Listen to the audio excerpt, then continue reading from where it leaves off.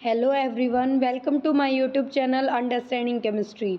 आज के वीडियो में हम बात करेंगे हेलो अरीन्स की रिएक्शंस की। तो जो हमारे alkyl halides and aryl halides हैं, दोनों ही की अगर हम कंपैरिजन करें इन दोनों का, तो जो हमारे एल्काइल हैलाइड्स हैं और जो अराइल हैलाइड्स हैं, इन दोनों के अंदर ही हमारा कार्बन एंड एलोजन का बॉन्ड होता है और विनाइल हैलाइड्स के अंदर भी यही बॉन्ड प्रेजेंट होता है। पर जो hello arenes and vinyl halides हैं वो बहुत लेस रिएक्टिव होते हैं हेलो एल्केन्स के कंपैरिजन में न्यूक्लियोफिलिक सब्स्टिट्यूशन रिएक्शंस के टुवर्ड्स। कि हमने जो हेलो एल्केन्स की यानी एल्काइल हैलाइड्स की तो काफ़ी सारी न्यूक्लियोफिलिक सब्स्टिट्यूशन रिएक्शंस की बात की, पर जो हमारे अराइल हैलाइड्स या जो विनाइल हैलाइड्स है उनके अंदर भी CX बॉन्ड होता है लाइक एल्काइल हैलाइड्स, पर वो फिर भी हमारे लेस रिएक्टिव होते हैं टुवर्ड्स न्यूक्लियोफिलिक सब्स्टिट्यूशन। तो उसका रीज़न क्या है? उसका फर्स्ट रीज़न आता है रेजोनेंस इफेक्ट। रेजोनेंस इफेक्ट कैसे? कि जो हमारे एल्काइल हैलाइड्स हैं उनके अंदर भी कार्बन एलोजन का बॉन्ड है, पर हमारे एल्काइल हैलाइड सिंपली ये होते हैं। तो इसके अंदर जो कार्बन और हैलोजन है, जैसे हमने क्लोरीन लिया है यहाँ पे, तो कार्बन एंड हैलाइड आयन के बीच में है सिंगल बॉन्ड, यहाँ पे कोई रेजोनेंस वगैरह नहीं हो रही। पर वही हम बात करें अराइल हैलाइड्स की,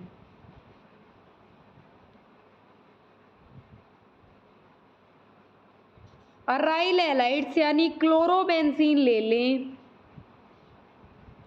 तो ये शो करते हैं हमारे रेजोनेंस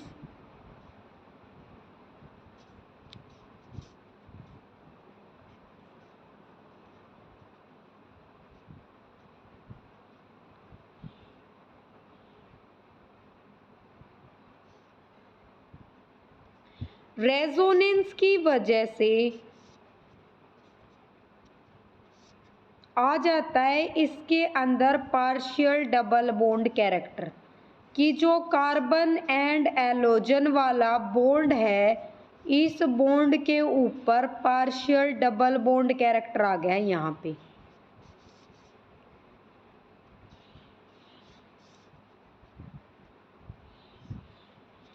इस तरीके से इसकी रेजोनेटिंग स्ट्रक्चर्स बनती हैं एंड इन रेजोनेटिंग स्ट्रक्चर से हमें क्लियरली शो हो रहा है कि जो कार्बन है और जिस कार्बन से हैलोजन डायरेक्टली जुड़ा हुआ है उसके अंदर आ गया डबल बॉन्ड कैरेक्टर। अब डबल बॉन्ड कैरेक्टर है तो डबल बॉन्ड हमारा स्ट्रोंग होता है देन सिंगल बॉन्ड, तो इस वजह से इस बॉन्ड को हम इजीली नहीं तोड़ सकते। नेक्स्ट बात करें विनाइल हैलाइड्स की, तो विनाइल हैलाइड्स के अंदर क्या होता है, विनाइल ग्रुप यानी डबल बॉन्डेड कार्बन से हैलोजन डायरेक्टली अटैच्ड है। तो इसके अंदर भी क्या होता है, ये भी रेजोनेटिंग स्ट्रक्चर शो करता है एंड कार्बन एंड हैलोजन के बीच में पार्शियल डबल बॉन्ड कैरेक्टर आ जाता है। इस टाइप से रेजोनेटिंग स्ट्रक्चर बनेगी इसकी। तो ये जो कार्बन एंड हैलोजन का बॉन्ड है यहाँ पे इसके अंदर आ गया डबल बॉन्ड, डबल बॉन्ड होता है स्ट्रोंग, तो उसको हम इजीली नहीं तोड़ सकते। तो एक तो ये रीज़न हो गया कि भाई बॉन्ड ही नहीं टूट रहा कार्बन हैलोजन का, तो उसको न्यूक्लियोफाइल से सब्स्टिट्यूट कैसे करवा सकते हैं हम। सेकेंड रीज़न आता है difference in hybridization of carbon atoms. Carbon atoms की हाइब्रिडाइजेशन के अंदर डिफरेंस कैसे, कि ये तो है हमारी हेलो अरीन और ये हम बात करें कि ये है होता है हमारा हेलो एल्केन। तो हेलो अरीन्स के अंदर जिस कार्बन से हैलोजन जुड़ा हुआ है ये कार्बन है हमारी sp2 hybridised, and halo alkanes के अंदर sp3 हाइब्रिडाइज्ड कार्बन आती है। तो जो हमारा sp2 हाइब्रिड ऑर्बिटल होता है वो होता है smaller in size than sp3 hybrid orbital. तो ये जो CCl बॉन्ड बना क्लोरोबेंजीन में ये बनेगा शॉर्ट, यानी ये वाली बॉन्ड लेंथ तो मिली 169 पिकोमीटर और ये वाली बॉन्ड लेंथ मिली 177 पिकोमीटर। तो अब इस बॉन्ड लेंथ के अंदर मिल गया डिफरेंस। तो जो बॉन्ड जितना शॉर्ट होगा उतना ही डिफिकल्ट होगा उसको तोड़ना, यानी वो बॉन्ड उतना ही स्ट्रॉन्ग बनेगा। तो जो हमारे अराइल हैलाइड्स हैं उसके अंदर sp2 हाइब्रिडाइज्ड कार्बन है। sp2 हाइब्रिडाइज्ड कार्बन है तो ऑर्बिटल्स का साइज हो गया स्मॉलर। अब ऑर्बिटल स्मॉल साइज के हैं तो बॉन्ड शॉर्ट बनेगा और स्ट्रॉन्ग बनेगा। तो सेकंड रीजन ये हो गया कि कार्बन की जो हाइब्रिडाइजेशन के अंदर डिफरेंसेस हैं, इन डिफरेंसेस की वजह से बॉन्ड लेंथ शॉर्ट हो गई। अब शॉर्ट बॉन्ड होते हैं हमारे स्ट्रॉन्ग, तो उस वजह से इसका न्यूक्लियोफिलिक सब्स्टिट्यूशन करवाना डिफिकल्ट हो गया। दो रीजन हो गए, फर्स्ट था रेजोनेंस जिसकी वजह से कार्बन हैलोजन के बीच में डबल बॉन्ड कैरेक्टर आ गया। सेकंड है हाइब्रिडाइजेशन का डिफरेंस, उसकी वजह से बॉन्ड शॉर्ट हो गया एंड स्ट्रोंगर हो गया। नेक्स्ट है हमारा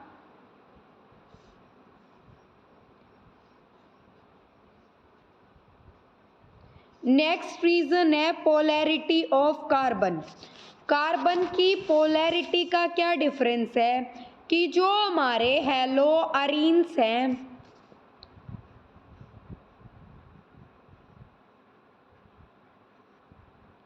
एंड जो हेलो एल्केन्स हैं इनके अंदर ये जो हम बोलते हैं ना कि एलोजन तो है ज़्यादा इलेक्ट्रोनेगेटिव, कार्बन है कम इलेक्ट्रोनेगेटिव, तो उस वजह से इनके ऊपर पोल्स जनरेट हो जाते हैं, पार्शियल चार्जेस डेवलप हो जाते हैं और हमारा बॉन्ड पोलर हो जाता है। पर जो पोलैरिटी है अराइल हैलाइड्स के केस में ये वाला बॉन्ड होता है लेस पोलर। अब ये बॉन्ड लेस पोलर होने का रीज़न क्या है?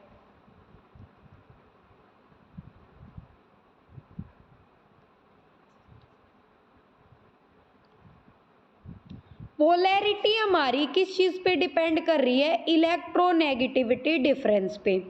इलेक्ट्रोनेगेटिविटी डिफरेंस जितना ज़्यादा उतनी ही ज़्यादा होगी पोलैरिटी। इलेक्ट्रोनेगेटिविटी डिफरेंस हमारा डायरेक्टली प्रोपोर्शनल होता है परसेंटेज एस कैरेक्टर के। अब परसेंटेज एस कैरेक्टर हम कैसे निकालते हैं कि हमारे हेलो एल्केन्स जो हैं उनके अंदर तो आती है sp3 हाइब्रिडाइजेशन कार्बन की। अब sp3 हाइब्रिडाइजेशन है तो परसेंटेज एस कैरेक्टर हो गया 25%।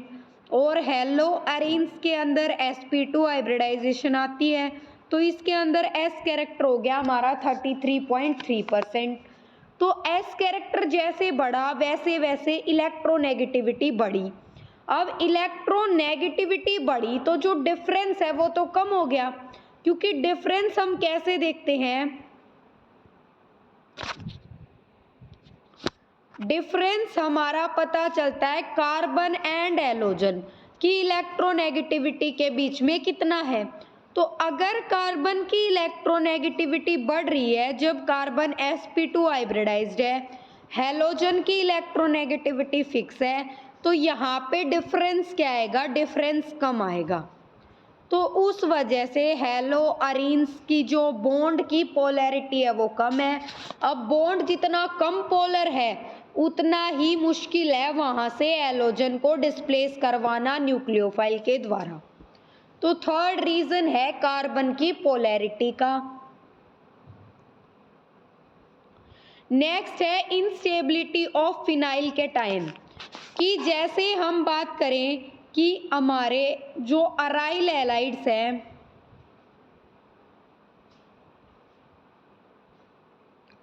अराइल हैलाइड्स का अगर मान लो हम सब्स्टिट्यूशन मतलब आयनाइजेशन करवा भी दें तो हमारा जो बनेगा इंटरमीडिएट वो बनता है फिनाइल कैटायन कि यहाँ से हैलोजन को हमने डिस्प्लेस करा दिया तो बन गया हमारा फिनाइल कैटायन। पर ये जो फिनाइल कैटायन है ये भी हमारा अनस्टेबल होता है, ये स्टेबल नहीं होता। तो अब अगर ये कैटायन जो बना है ये स्टेबल ही नहीं होता तो ये कैटायन की फॉर्मेशन ही नहीं होगी, यानी ये इस रिएक्शन को फेवर ही नहीं करेगा। और जब कैटायन नहीं बनेगा तो इसकी न्यूक्लियोफिलिक सब्स्टिट्यूशन रिएक्शन नहीं होगी। तो नेक्स्ट रीजन है इसका instability of phenyl cation. Next reason है इलेक्ट्रॉनिक रिपल्शंस कि जो अरीन्स हैं जैसे इसके अंदर आ जाती है बेंजीन रिंग।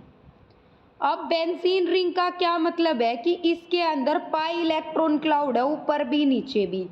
तो पाई इलेक्ट्रॉन क्लाउड की प्रेजेंस की वजह से ये वाले मॉलिक्यूल हो गए इलेक्ट्रॉन रिच। अब अगर मॉलिक्यूल खुद में इलेक्ट्रॉन रिच है तो वो इनकमिंग न्यूक्लियोफाइल को क्या करेगा, रिपेल करेगा, यहाँ एंट्री नहीं करने देगा, उसको अटैक नहीं करने देगा। तो उस वजह से क्या होगा कि हमारा न्यूक्लियोफाइल अप्रोच ही नहीं कर पाएगा इसको, तो उस वजह से भी न्यूक्लियोफिलिक सब्स्टिट्यूशन रिएक्शन नहीं होगी। तो 5 रीजन है हमारे। रेजोनेंस की वजह से डबल बॉन्ड कैरेक्टर आ गया तो बॉन्ड को नहीं तोड़ सकते। अगला हाइब्रिडाइजेशन के डिफरेंस की वजह से sp2 हाइब्रिडाइजेशन होती है अरीन्स के अंदर, तो उसकी वजह से क्या हुआ कि ऑर्बिटल स्मॉलर इन साइज हो गए, उस वजह से बॉन्ड शॉर्ट हो गया एंड स्ट्रोंगर हो गया। तो शॉर्ट बॉन्ड और स्ट्रोंगर बॉन्ड को तोड़ना मुश्किल हो गया। नेक्स्ट पोलैरिटी की बात करें तो हेलो अरीन्स के अंदर बॉन्ड लेस पोलर है तो उसको हम न्यूक्लियोफाइल के द्वारा इजीली डिस्प्लेस नहीं करवा सकते। नेक्स्ट है इंस्टेबिलिटी ऑफ फिनाइल कैटायन। तो अगर हम यहाँ से हैलोजन को डिस्प्लेस भी करवाएं और फिनाइल कैटायन की फॉर्मेशन करना चाहें तो भी वो फिनाइल कैटायन हमारा स्टेबल नहीं होता। और अगर किसी रिएक्शन के अंदर कोई स्टेबल प्रोडक्ट या इंटरमीडिएट नहीं बन रहा तो वो रिएक्शन फेवर नहीं करेगी आगे। फिर नेक्स्ट है इलेक्ट्रॉनिक रिपल्शन की हमारे अराइल हैलाइड्स के अंदर ऑलरेडी पाई इलेक्ट्रॉन डेंसिटी होती है तो इनकमिंग न्यूक्लियोफाइल भी इलेक्ट्रॉन डेंसिटी लेके आ रहा है तो दोनों एक दूसरे को क्या करेंगे, रिपेल करेंगे और उस वजह से क्या होगा कि हमारा न्यूक्लियोफाइल इसको अप्रोच नहीं कर पाएगा। अब नेक्स्ट हम बात करें कि हमें तो इसकी न्यूक्लियोफिलिक सब्स्टिट्यूशन रिएक्शन करवानी है, यानी हम क्या चाहते हैं भाई कि हम तो क्लोरोबेंजीन से फिनोल बनाना चाहते हैं। तो ये वाली रिएक्शन होती है हमारी, लो रिएक्टिविटी है वैसे तो इसकी, तो अगर हम इसको ड्रास्टिक कंडीशन दे दें तो ये वाली रिएक्शन हमारी पॉसिबल है। तो ड्रास्टिक कंडीशन यानी कि हम इसको NaOH के साथ हीट करें और high temperature and high pressure पे ये वाली रिएक्शन करवाएं तो ये हमारा कन्वर्ट होगा सोडियम फिनोक्साइड में। एंड सोडियम फिनोक्साइड की जब हम रिएक्शन करवा दें HCl के साथ तो सोडियम फिनोक्साइड हमारा फिनोल में कन्वर्ट हो जाता है। क्या करवा रहे हैं हम, हाइड्रोक्सिल ग्रुप से रिप्लेसमेंट करवा रहे हैं। अब हाइड्रोक्सिल ग्रुप है हमारा एक न्यूक्लियोफाइल, तो जब हमें न्यूक्लियोफाइल सब्स्टिट्यूट करवाना है यहाँ पे हेलो अरीन्स के केस में तो हमें देनी पड़ेगी इस रिएक्शन को ड्रास्टिक कंडीशन। ये जो हमारी रिएक्शन होगी सिर्फ ड्रास्टिक कंडीशन के अंडर पॉसिबल है, नॉर्मल कंडीशंस में ये पॉसिबल नहीं है।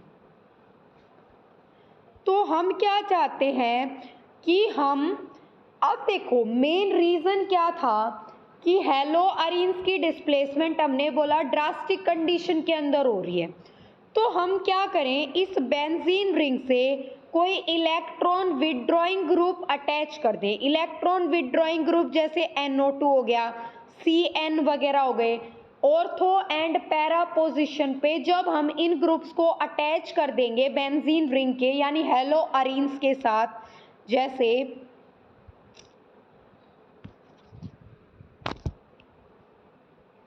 ये है हमारा हेलो अरीन, तो जब हम इसकी ऑर्थो पोजीशन पे या पैरा पोजीशन पे कोई इलेक्ट्रॉन विड्रॉइंग ग्रुप अटैच कर देते हैं तो वो क्या करता है, इस रिंग को एक्टिवेट कर देता है फर्दर न्यूक्लियोफिलिक सब्स्टिट्यूशन के लिए। यानी अब ये वाली रिएक्शन क्या होगी, हमारी कम टेम्परेचर पे हो जाएगी, इसको उतनी ज़्यादा ड्रास्टिक कंडीशंस की रिक्वायरमेंट नहीं होगी कि जैसे मेटा पोजीशन पे अटैच कर दें तो हमारी रिंग क्या होती है, वो कम एक्टिवेट होती है in comparison to ortho and para. इसका रीज़न भी हमें डिस्कस करना है। तो पहले बात करें कि कितना एक्टिवेट कर देते हैं ये, जैसे इलेक्ट्रॉन विड्रॉइंग ग्रुप है NO2, अगर हमने ये अटैच कर रखा है, मान लो पैरा पे लगा रखा है, तो ये वाली रिएक्शन हमारी कि हम इसके अंदर NaOH डालें और फिर सेकंड सोडियम फिनॉक्साइड बने, तो ये NaOH के साथ सोडियम फिनॉक्साइड 443 केल्विन पे ही बना लेगा।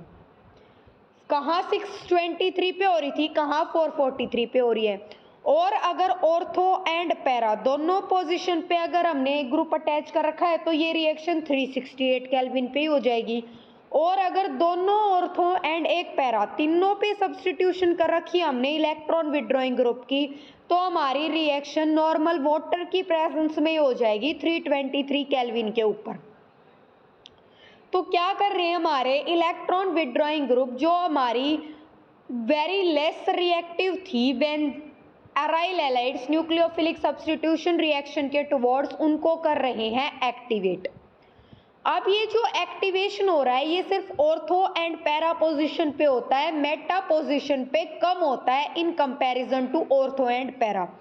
इस चीज का रीजन है कि जब हम इसकी रेजोनेटिंग स्ट्रक्चर्स देखेंगे तो देखो, हम इसकी रेजोनेटिंग स्ट्रक्चर जब बनाने जाएंगे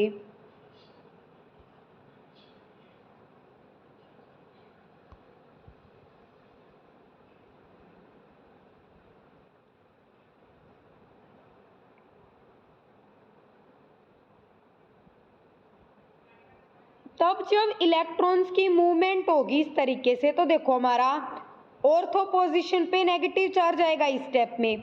फिर क्या करेंगे अगले स्टेप में,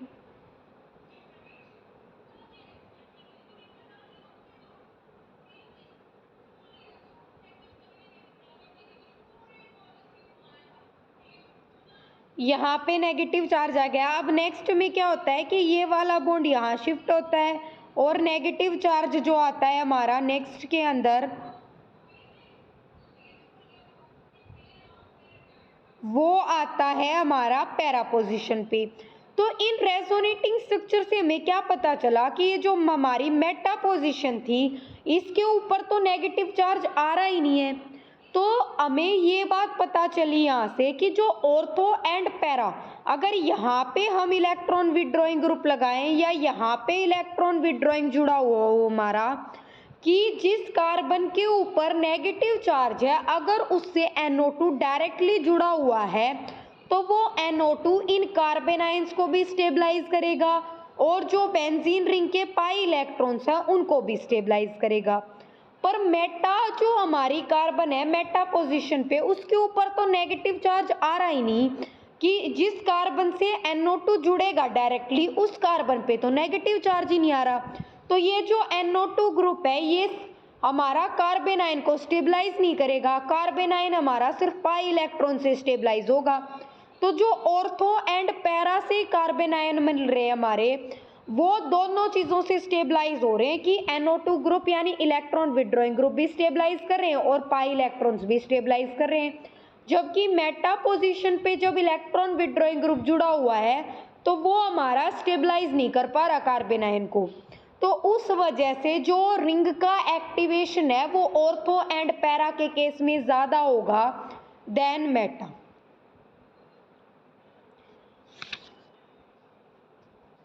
ये रीज़न समझ में आ गया कि जो हम रेजोनेटिंग स्ट्रक्चर जब लिखेंगे तो जो हमारा नेगेटिव चार्ज आ रहा है यानी जो कार्बन आयन की फॉर्मेशन हो रही है, तो NO2 ग्रुप उसको स्टेबलाइज कर पा रहा है या नहीं कर पा रहा, उसके अकॉर्डिंग हमारा एक्टिवेशन होगा।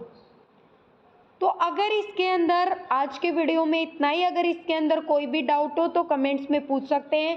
नेक्स्ट वीडियो में हम करेंगे हैलो अरीन्स की इलेक्ट्रोफिलिक सब्स्टिट्यूशन रिएक्शंस, एंड उनकी मिसलेनियस रिएक्शंस। आज के वीडियो में इतना ही। आज हमने मेनली 2 रीज़न डिस्कस किए हैं कि क्यों हमारे अराइल हैलाइड्स लेस रिएक्टिव है towards nucleophilic substitution, and second हमने किया है कि electron withdrawing group ortho and para position पे जब अटैच्ड होता है तो रिंग को ज़्यादा एक्टिवेट करता है towards nucleophilic substitution than meta why. इनके रीजंस हमने डिस्कस किए हैं। अगर इनके अंदर आपको कोई भी डाउट हो तो कमेंट्स में पूछ सकते हैं। Thank you.